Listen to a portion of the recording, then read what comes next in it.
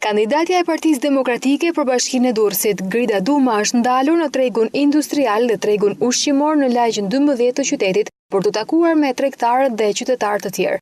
Tregtarët e vegjël shprehen se janë në prag të falimentimit pasi fuqia blerëse ka rënë në mënyrë drastike, ndërsa taksat për biznesin janë rritur edhe më shumë. Ç'është kjo kaos? Makinat tona i paguajmë taksat e vitore komplet. Edhe kemi paguar.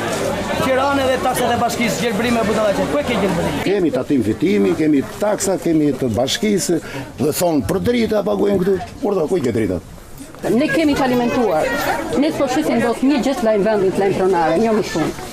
Kandidatja Duma theksoi para tregtarëve se punësimi dhe ndihma për biznesin janë prioritet për rritjen e të ardhurave të qytetarëve. Kemi punu përpara, kohën e përparme, që pa ham disa të shi. Po falimentut ju?